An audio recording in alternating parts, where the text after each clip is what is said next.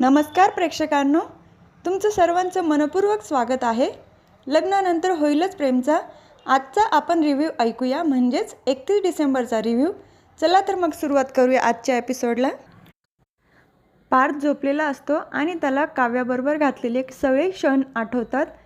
तेव्हा तो अचानक झोपेतनं उठतो आणि तो म्हणतो, काव्याबद्दल मला आठवण स्वप्नातसुद्धा नको.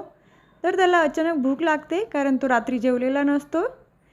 तर किचनमध्ये जाऊन पाहतो तर पिठलं पण संपलेलं असतं. मग तो परत विचार करतो की काय खायचं, मी दूध पिऊन घेतो असं विचार करतो. तो दूध बघायला फ्रीजमध्ये जातो तर त्याला दुधाच्या मागे पेस्ट्री दिसते. मग ती पेस्ट्री तो बाहेर काढतो आणि एक घास खाणार तितक्यात त्याला काव्या आणि जीवाचा फोटो आठवतो. हातातनं चमचा लगेच त्याच्या खाली पडतो. मग तो पेस्ट्री पण खात नाही, तसाच झोपून घेतो. लगेच दुसरीकडे सकाळ झालेली दाखवली आपल्याला. जीवा पण लगेच झोपेमध्ये नंदिनीचे स्वप्न बघत असतो. त्याला असं वाटतं की नंदिनी सोडून चालली आहे, तू जाऊ नको जाऊ नको असं झोपेतच बोलत असतो तो.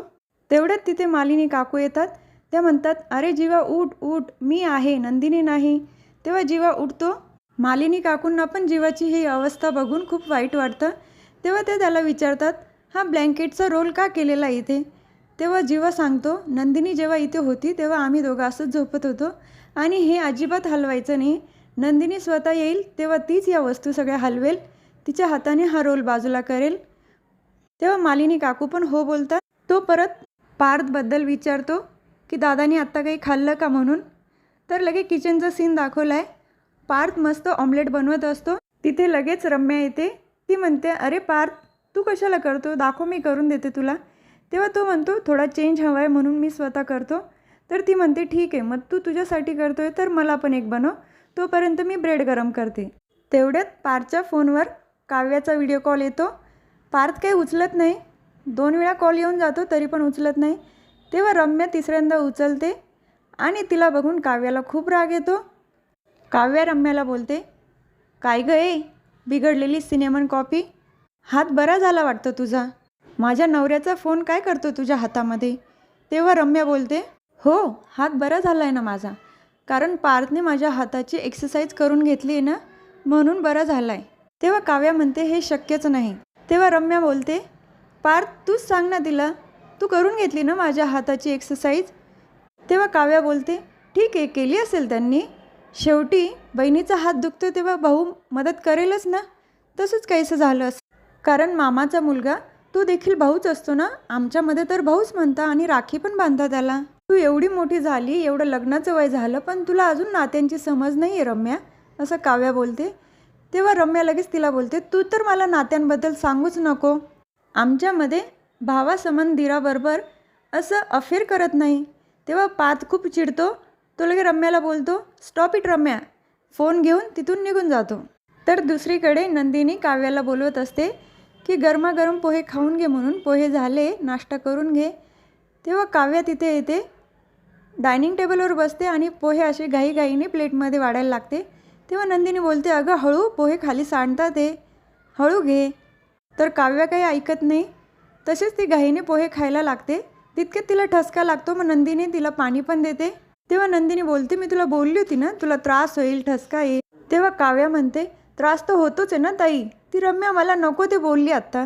नंदिनी म्हणते, तुझी काय अपेक्षा आहे, रम्याने तुझ्या पाठीशी उभं राहावं, वसू आत्यांनी तुला धीर द्यावा.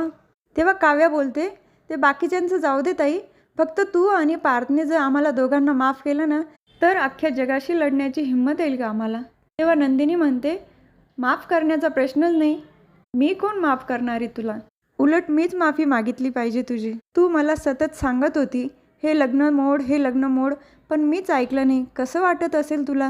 जीवांनी माझ्या केसात गजरा माळला, तुझ्या समोर मला भरवलं, मीच नाही समजू शकली तुला. माझा राग फक्त जीवांवर आहे. मी त्यांना वारंवार विचारत होती मिस के कोण आहे म्हणून, पण त्यांनी मला एकदाही सांगितलं नाही. दोघी बहिणींचं इमोशनल बोलणं चालूच होतं. नंतर काव्या नंदिनीच्या कुशीत जाऊन रडायला लागते. तेवढ्यात पार्थचा फोन येतो नंदिनीला. नंदिनीला तिथे आवाज येत नाही म्हणून ती बेडरूममध्ये जाते. तेव्हा काव्या विचार करते, या बोक्याचं काय चाललंय, आपण ऐकायला पाहिजे म्हणून नंदिनी ताईला का कॉल आला असेल. काव्या लगेच दरवाजाजवळ जाऊन ऐकते. तर पार्थ नंदिनीला म्हणतो, अर्ध्या तासात तुम्ही मला भेटायला येऊ शकतात का. सहज शक्य असेल तर ती हो म्हणते. ठीक आहे, अर्ध्या तासात मी येते, पण कुठे येऊ? तेव्हा पार्थ बोलतो LP रोड कॅफे मिलनमध्ये. तर नंदिनी ठीक आहे म्हणते, पण ती म्हणते मला लोकेशन पाठवा. तो म्हणतो ठीक आहे, बरं मी पण आवरायला घेतो. हे बोलणं नेमकं काव्या ऐकते. काव्या लगेचच जीवाला फोन करते आणि नंदिनी ताई आणि पार्थ आज कॅफे मिलनमध्ये भेटणार आहे म्हणून सांगते. तर तो म्हणतो ठीक आहे, मग काय? तर काव्या बोलते की ते दोघं तिथे येणार आहे, मग आपण दोघं पण तिथे जाऊ आणि काय होईल ते आज बोलूनच टाकू. ते चिडतील, रागवतील, आपण हवं तर त्यांच्या पाया पडू, पण मग त्यांना कन्व्हिन्स करूच आज आपण. कारण जज पण आपणच आहोत, वकील पण आपणच आहोत आणि गुन्हेगार पण आपणच आहोत. हे सगळं आपल्या चौघांच्या साक्षीने घडलं आहे. तेव्हा कुठल्याही परिस्थितीत आपण त्यांच्याशी बोलायचंच, कारण कॅफेमध्ये असल्यामुळे त्यांना जास्त रिॲक्ट पण नाही होता येणार. तेव्हा जीवा पण हो म्हणतो आणि तो पण निघायला लागतो. तर दुसरीकडे आपल्याला बघायला मिळतं नंदिनी कॅफेमध्ये आलेली असते. लगेच तिथे जीवा पण येतो. जीवा नंदिनीला सांगतो काव्या गेली पार्थसोबत आणि मी आलो आहे तुझ्यासोबत. आपला आणि कॅफेचा खूप जुना संबंध आहे, कारण जेव्हा आनंद निवास मिळाला तेव्हा पण आपण कॅफेमध्येच सेलिब्रेशन केलं होतं. तर नंदिनी तिथून निघायला लागते. तर जीवा लगेच त्याच्या हातात नंदिनीचे हात धरतो आणि तिला म्हणतो खुश ठेवणं सोपं असतं, पण सुखी ठेवणं तेवढंच अवघड असतं, असं माझ्या बायकोने मला सांगितलं आहे. तर मी तुला सांगतो की मी तुला खुश पण ठेवेल आणि सुखी पण ठेवेल. हे असं बोलणं नंदिनीला स्वप्नामध्ये हरवल्यासारखं आठवत असतं. तसं काही घडलेलं नसतं. तेवढ्यातच तिथे पार्थ येतो आणि हा भाग इथेच संपतो. पुढील भागात आपल्याला बघायला मिळतं की पार्थने काव्यासाठी काही बुक्स आणलेले असतात, तो नंदिनीकडे देत असतो. तेव्हा नंदिनी म्हणते एवढं प्रेम आहे तुमच्या मनामध्ये काव्याबद्दल, कडवटपणाला जागा तरी उरली का? तेव्हा दुसरीकडे बघायला मिळतं रस्त्याने जात असते आणि बाजूलाच काही 3-4 पोरं उभे असतात. त्याच्यातला एक मुलगा म्हणतो अरे ही बघ, ते देशमुख मुलाबरोबर नाही का व्हिडिओ व्हायरल झाला होता, अगं आम्ही पण दोघं भाऊ आहोत, आमच्याकडे पण बघ जरा. तेव्हा तिथे नंदिनी येते आणि एक सनक्यान त्या मुलाच्या गालाखाली ओढते. तेव्हा नंदिनी म्हणते बहीण आहे ती माझी, तिच्यापासून 2 पाऊल लांब होऊनच बोलायचं. तेव्हा परत एक दुसरा मुलगा म्हणतो हिच्यामुळे तुझी जिंदगी बर्बाद झाली आणि तू तिच्यासाठीच. तेव्हा ती परत दुसऱ्या मुलाच्या पण गालावर सनक्यान एक ठेवून देते. तेव्हा आजचा भाग इथेच संपतो. पुन्हा आपण भेटूया लग्नानंतर होईलच प्रेमच्या पुढच्या रिव्ह्यूमध्ये. तुम्हाला माझा रिव्ह्यू आवडला असेल तर माझ्या व्हिडिओला लाईक करा, शेअर करा, सबस्क्राईब करा, बेल आयकॉन दाबायला विसरू नका.